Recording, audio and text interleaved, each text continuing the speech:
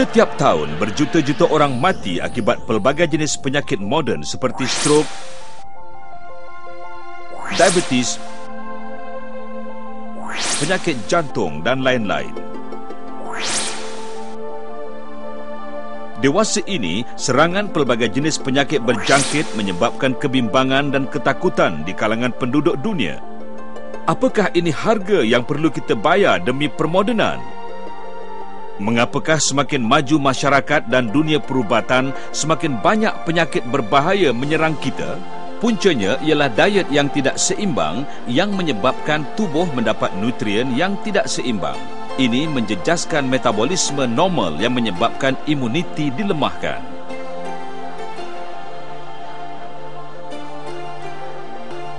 Pencemaran udara dan air, tekanan, kekurangan senaman dan gaya hidup yang tidak menentu turut melemahkan tubuh dan daya keimunan yang menjejaskan kesihatan kita. Dengan itu, kebolehan semula jadi badan kita untuk menyembuh diri dilemahkan. Ini menjadikan kita mudah diserang penyakit dan masalah kesihatan lain. Kebanyakan orang beranggapan dirinya sihat jika dia tidak menghidap sebarang penyakit yang serius. Tanggapan ini adalah salah. Simptom-simptom ini adalah tanda amaran. Ia bermakna bahawa kita berada dalam keadaan separuh sihat. Jika dibiarkan, masalah ini akan menular menjadi pelbagai penyakit yang serius.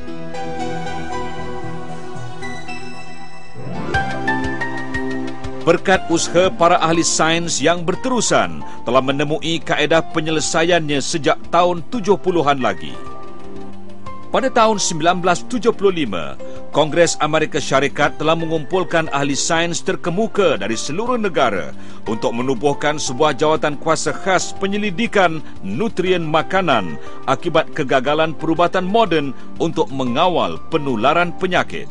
Selepas 2 tahun, jawatan kuasa ini mengumpulkan hasil kajian yang tertunggak selama 150 tahun, sebuah laporan setebal 5,000 muka surat bertajuk Elemen yang diperlukan oleh manusia dan nutrien dibentangkan pada tahun 1977.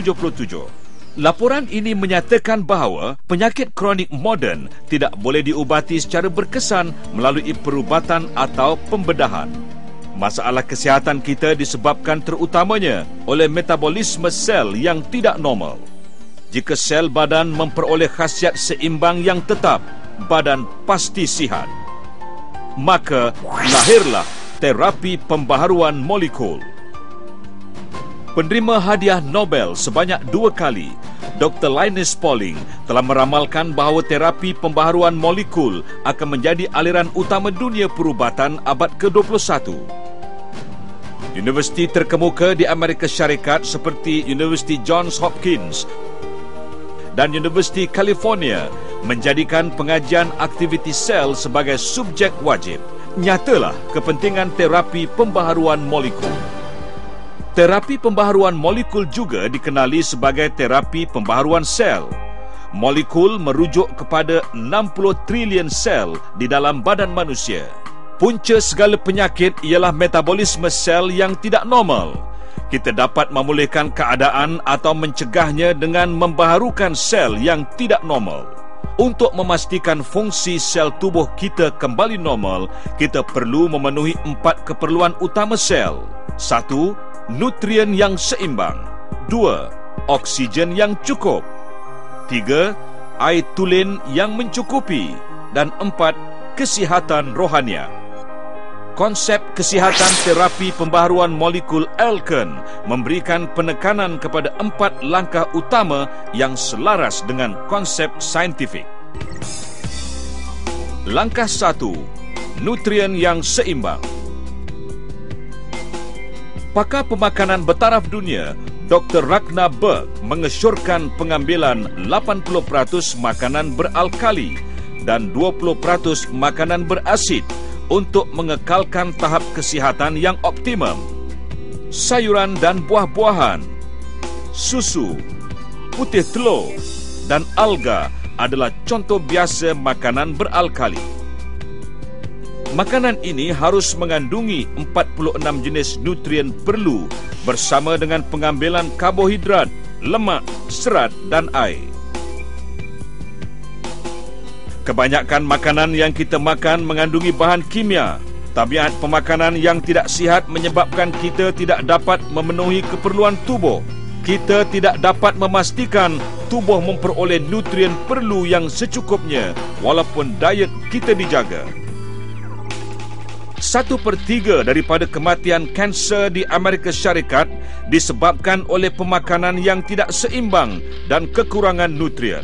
Oleh itu, kita perlu memenuhi keperluan tubuh dengan mengambil suplemen berkhasiat.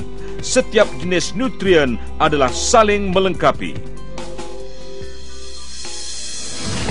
Langkah 2. Menambahkan pengambilan oksigen. Oksigen ialah sumber kehidupan. Setiap hari badan kita membina berjuta-juta sel baru untuk menggantikan sel lama melalui proses metabolisme. Proses ini memerlukan oksigen yang membantu menetralkan bahan toksik, mengubah bahan penyebab kanser kepada unsur yang tidak berbahaya. Akibat gaya hidup yang terlalu sibuk, tekanan kerja, kekurangan senaman dan keadaan terperap di dalam bilik berhawa dingin menyebabkan sel-sel badan kekurangan oksigen segar, lalu menyebabkan pelbagai penyakit kronik.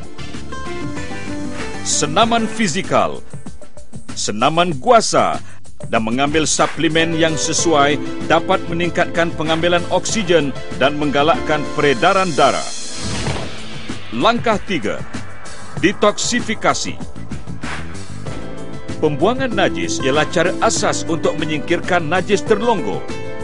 Makanan tidak dicerna yang tidak disingkirkan akan menjadi najis terlonggo yang menjadi tempat pembiakan bakteria dan kuman.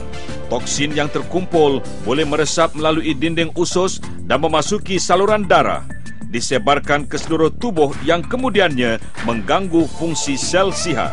Keracunan diri sel-sel badan akan merangsang kejadian penyakit yang teruk.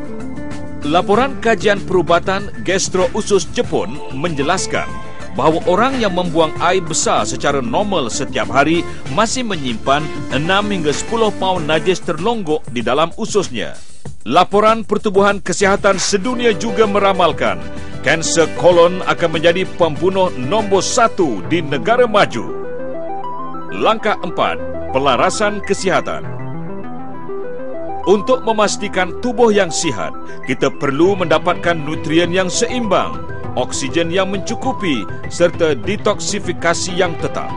Jika langkah-langkah ini diabaikan, sel-sel badan akan mengalami mutasi. Hal ini berlaku kerana pendedahan kepada persekitaran tercemar, tekanan hidup dan cara rehat yang tidak betul.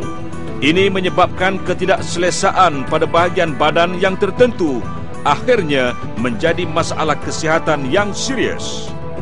Dengan itu, kita memerlukan suplemen bagi menyuburkan dan mencerdaskan sel-sel yang tidak sihat supaya pelarasan fungsi boleh dirangsangkan di bahagian badan yang tertentu. 4 langkah terapi pembaharuan molekul alken dapat memastikan sel badan memperoleh khasiat yang cukup serta menggalakkan metabolisme sel yang normal.